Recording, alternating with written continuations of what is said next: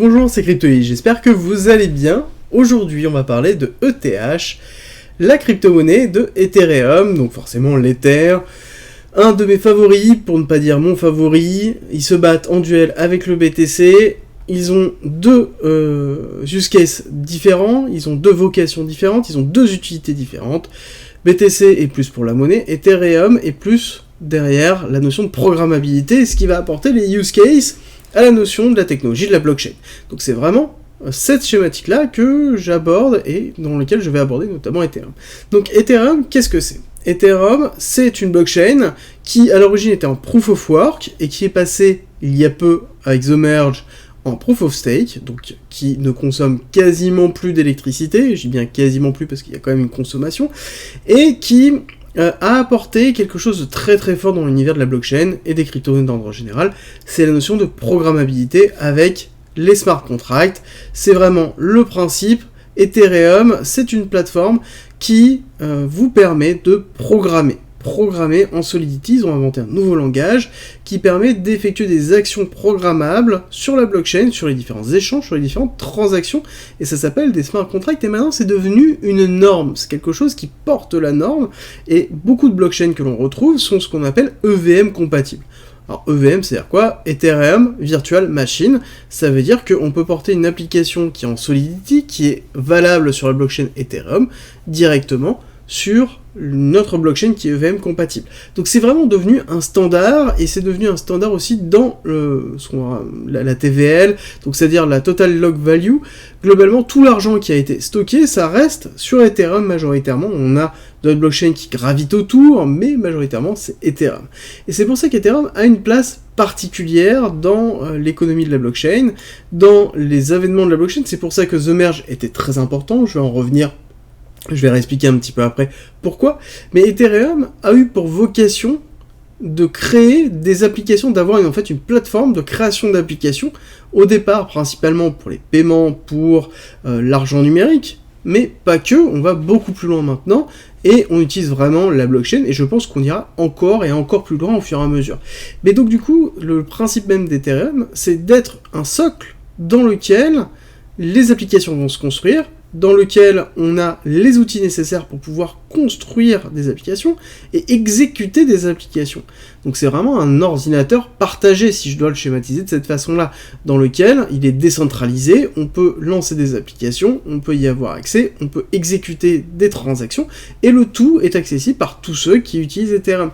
C'est vraiment quelque chose qui est très très fort dans l'utilisation. Pour aller encore plus loin, du coup, au niveau d'Ethereum, maintenant, la schématique qui est en train de se pousser par rapport à l'évolution d'Ethereum, c'est qu'Ethereum a des problématiques de scalabilité. Ça veut dire quoi ? Ça veut dire que elle ne peut pas faire beaucoup de transactions, et donc forcément, on va se retrouver sur des frais qui vont être importants, des frais de transaction.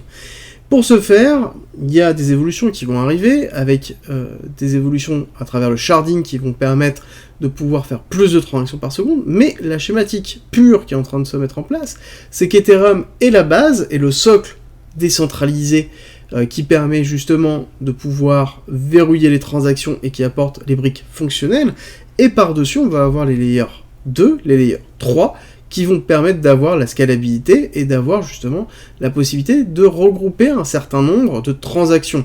Dessus, je parle notamment des ZK Rollup, comme par exemple, on peut le voir avec Starknet, avec le Hermès de Polygon, des solutions qui sont en train d'arriver, et c'est tout récent, hein, on parle de cet été, donc c'est vraiment quelque chose sur lequel on est en train de voir l'émergence, et ce n'est que le début, et c'est ce qui a été rappelé au niveau de The Merge.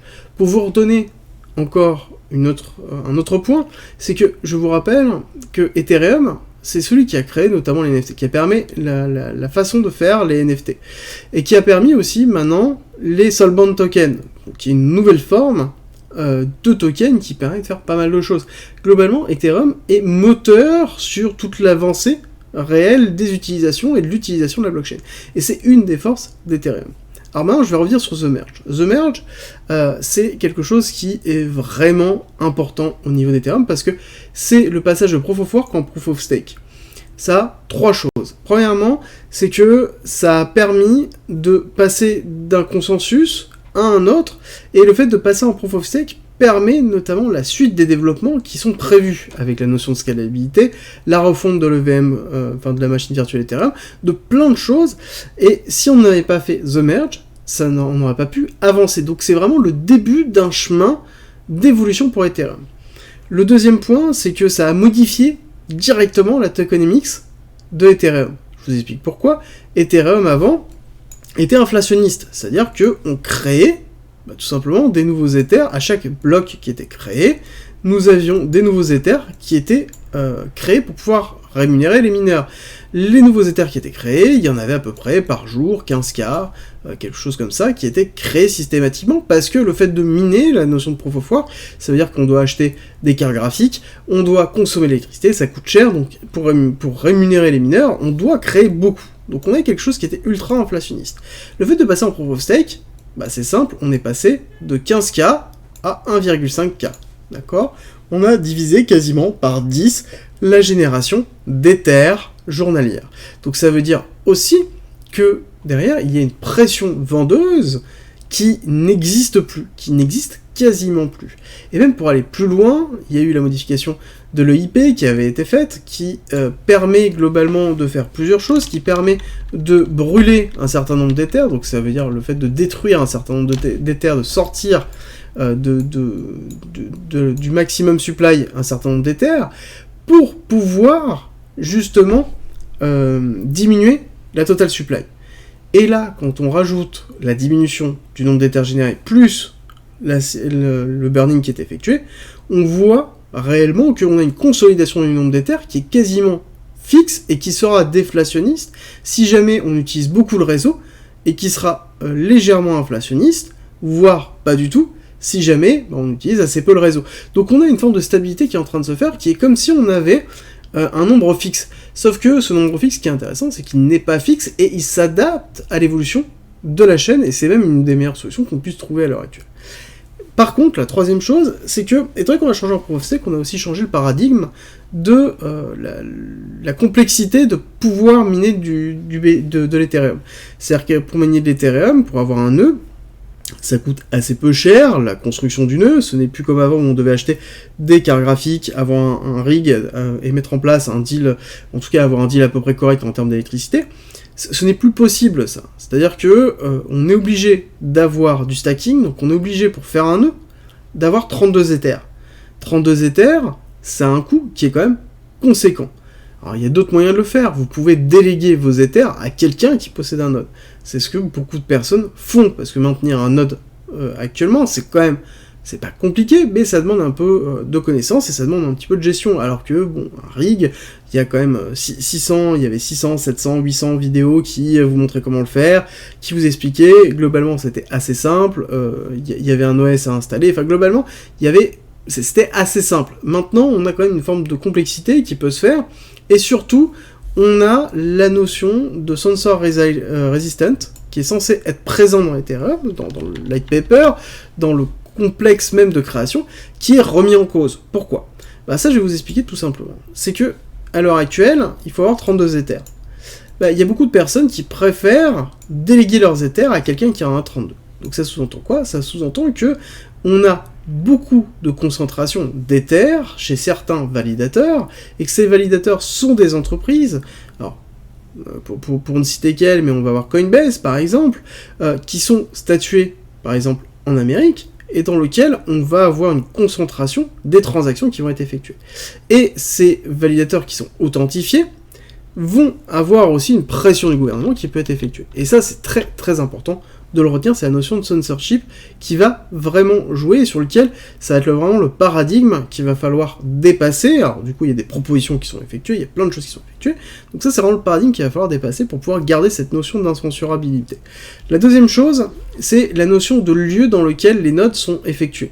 C'est simple, nous avons Google, nous avons Amazon, et nous avons Microsoft majoritairement. On retrouve les trois GAFA, dans lequel, dans leur data center, nous avons les nœuds de validation, alors qu'avant, un rig, on pouvait le poser, par exemple, dans son sous-sol, ou un peu partout, il n'y avait pas besoin.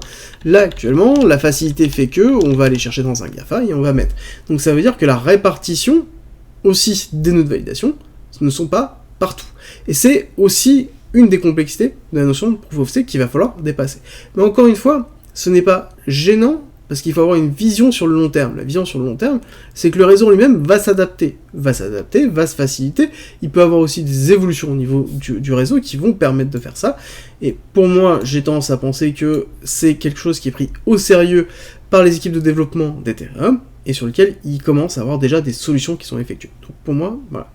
Ce que je retiens de The Merge, c'est que c'est le début de l'évolution d'Ethereum, c'est le début de l'évolution de quelque chose qui a une tokenomics qui est très très bien faite maintenant, et dans lequel on va avoir une série de layers qui vont se rajouter sur Ethereum, qui vont donner une force à Ethereum, et donc l'Ether va prendre de la valeur, et ça c'est quelque chose que je vous répète depuis très longtemps. Pour moi, The Merge est une forme d'avènement sur potentiellement quelque chose qui peut entamer ce qu'on appelle la notion de flipping. Donc ça c'est encore autre chose, mais voilà, c'est un petit peu l'idée, c'est-à-dire que Ethereum va prendre une position au niveau du total market cap qui pourrait être à un moment donné supérieur à BTC. Alors, ceci étant dit, on va attaquer la partie technique, mais avant je vous rappelle que le Discord est à disposition en commentaire et en description. N'hésitez pas à venir discuter justement de The Merge, d'Ethereum, de la notion de censure d'Ethereum sur le Discord ou en commentaire. Et dans tous les cas, c'est un lieu de partage que j'ai créé exprès pour pouvoir regrouper les informations et discuter sur le trading, la crypto-monnaie, la blockchain, l'investissement. Donc n'hésitez pas, rejoignez-nous. Et pour ceux qui veulent aller encore plus loin, ceux qui veulent soutenir la chaîne, ceux qui veulent soutenir le Discord, il y a une partie premium qui est mise à disposition avec plein d'avantages. Il y a beaucoup de contenu, plus de 100 vidéos, 300 pages de guidés de formation structurés dans un plan pédagogique. Nous avons des stratégies de trading, des stratégies d'investissement, des lives hebdomadaires, des briefs quotidiens que j'effectue sur le marché pour vous donner toutes les informations. Globalement, tout pour aller plus loin, tout pour nous soutenir, donc n'hésitez pas, et je vous mets même une petite vidéo en haut à droite pour vous présenter un petit peu tout ça. On attaque la partie technique. Alors, partie technique d'Ethereum qui est intéressante parce qu'on voit une structure qui est très forte, très forte en termes d'avancée, où nous avons ici la première vague 1-2 retracement, grosse période d'accumulation très longue, hein, avec notamment toute cette période d'incertitude sur The Merge, parce que The Merge, ça ne date pas d'aujourd'hui, ça a été reporté de nombreuses fois, et donc derrière on voit ici la prise de liquidité, l'accélération haussière, qui a été portée notamment par la DeFi, la finance décentralisée, qui a permis l'avènement clairement de beaucoup de blockchains, de beaucoup de protocoles, et surtout un intérêt très fort sur Ethereum, qui nous a donné cette énorme accélération d'Ethereum, qui nous a donné ce buying climax qui a été effectué en mai 2021, avant d'avoir la cassure qu'on retrouve un petit peu partout, et ensuite la deuxième accélération. Et là on voit bien qu'on a une cassure qui est effectuée, grande vague 3 impulsion, retracement de la 4 profond, avec derrière une 5 qui prend les liquidités ici de la 3, ok, mais qui est faible, normal pour une 5, étant donné que c'est la dernière vague, ce qu'on appelle généralement la vague des retardataires. Et ensuite nous avons la vague qui s'est terminée en novembre 2021, cassure effective en A, B, C, qu'on retrouve un petit peu partout, et qui est la logique actuelle des vagues héliotistes d'impulsion. Alors, ce qui est intéressant aussi, c'est que nous avons une réaccumulation très forte en BC, AR, ST, donc l'arrêt de la tendance haussière, le retracement avec l'automatic rally, le secondary test, où normalement on est censé tester le dernier haut qui a été fait. Là on ne l'a pas testé, on a pris les liquidités, on a pris totalement justement ce baissier, donc on est dans une réaccumulation, et ensuite on a cassé baissier avec le sign of weakness partie basse. Donc cette pattern de réaccumulation de week off nous montre que aussi on a une volonté haussière très forte au niveau d'Ethereum, et ce qui est un petit peu logique quand on comprend un petit peu le but d'Ethereum. Ensuite nous avons le retracement ABC qui est effectué, sur lequel nous sommes dans le 1-1, donc globalement entre le 1 et le 1-1, où nous avons pris les liquidités nécessaires au niveau des 1000 $, on est descendu aller chercher ici, tac, on est passé en dessous des 900 $ pour aller récupérer les dernières liquidités, notamment dans la cassure de juin 2022. Ensuite, on a eu l'accélération haussière qui est liée principalement à The Merge, où on voit bien, où on a eu la préparation en août, ensuite cassure baissière pour la préparation, deuxième accélération sur le lancement de The Merge, et ensuite on a eu la prise de profit sur The Merge classique. Par contre, là-dessus, il est important de retenir que je soutiens, et je soutiendrai toujours le fait que, pour moi, Ethereum a aucune probabilité, ou très peu de probabilité, de recasser ici ce plus bas. d'accord, avec la pression baissière qui a diminué. Là actuellement on a beaucoup de stocks d'Ether qui ont été liquidés, on a Ethereum qui est très peu utilisé, en tout cas on a beaucoup moins de DeFi avec notamment beaucoup de leviers qui sont en place, donc on a quand même quelque chose qui est beaucoup plus fort, qui est beaucoup plus solide, et dans lequel, voilà, The Merge est terminé, la peur de The Merge n'existe plus. Donc on a encore des vagues d'incertitude qui existent avec notamment la décentralisation, mais somme toute, foncièrement, Ethereum porte actuellement toutes les blockchains et toute la technologie de la blockchain actuellement au niveau des use cases. Donc c'est très important de le retenir que fondamentalement, j'ai tendance à avoir une certitude dessus, alors c'est mon biais clairement, que justement on ne va pas recasser ce point bas, Et là on est en train de nous montrer un petit peu aussi ce qui est en train de se passer. On attend ici vague impulsive descendante, retracement. Si on regarde, nous avons atteint le 1, donc l'objectif 1 de retracement, donc exactement la même chute par rapport au retracement placé ici, d'accord, nous avons exactement la même chute, et on est allé chercher vraiment avec au pixel près quasiment le 1, et ensuite on est reparti à la hausse, dans lequel nous sommes en train de travailler le 618. Moi j'ai tendance à penser qu'il va falloir surveiller le niveau au-dessus qui va être les 1660, dans lequel on a une liquidité laissée par ces deux bougies-là, et notamment ici l'imbalance qui se trouve ici, et dans lequel on est sur un retracement 786, niveau classique. Là-dessus, il va falloir surveiller deux choses. Surveiller, est-ce qu'on va avoir une pattern de distribution pour une continuité baissière? À ce moment-là, on aurait une target qui nous ferait quelque chose sur une baisse, qui nous ferait, hop, tac, si on va chercher ici, qui nous ferait aller chercher les 1000$, pour ensuite repartir à la hausse. Donc on aurait parfaitement ici un retravail des liquidités qui ont été laissées par ces deux lots ici en attente. Donc gros retravail de l'order block pour ensuite repartir à la hausse. Pourquoi pas? Encore une fois, j'ai du mal à imaginer quelque chose qui va nous entraîner suffisamment bas pour casser la partie basse en dessous du SC. Donc aller chercher encore une fois en dessous des 1000$, ça risque d'être très compliqué. Et le deuxième scénario, pour moi, c'est qu'ici on a une réaccumulation, donc distribution, accumulation, cassure, réaccumulation de wake-off, et derrière, on fait un break-off structure, on va casser ici cette partie-là, et on va aller chercher potentiellement ici à retester les 2000, pour retester plus bas, et ensuite repartir, et refaire une pattern haussière, qui serait un petit peu ce que j'ai présenté depuis un certain temps, qui est ce schéma-là, accélération haussière, retracement, on voit bien qu'on est pile poil dans les retracements que j'avais donnés, et ensuite redépart haussier pour aller plus haut. Et de toute façon, dans tous les cas, au niveau d'Ethereum, au niveau des targets qu'on peut se fixer, je pense qu'il ne faut pas se fixer de limite au niveau d'Ethereum, c'est quelque chose qui va porter les blockchains, en tout cas l'utilisation des blockchains pendant un certain temps.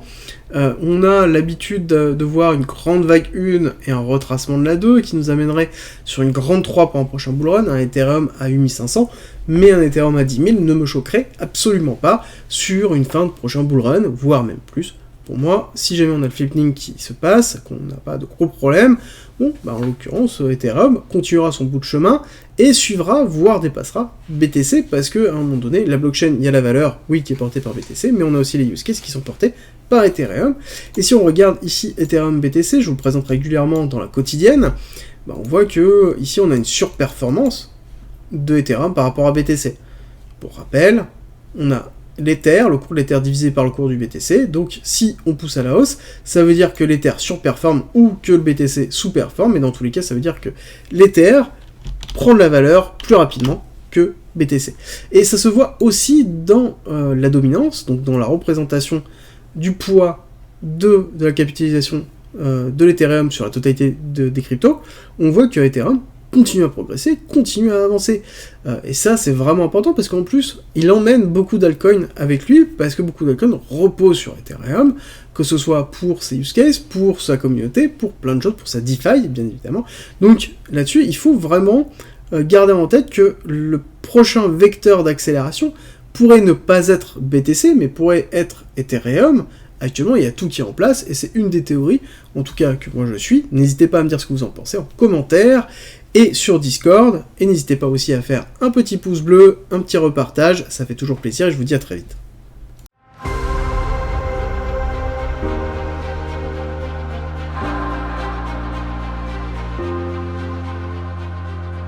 Si tu aimes mon contenu, n'hésite pas, partage, like, ça m'aide énormément, et rejoins-nous sur Discord.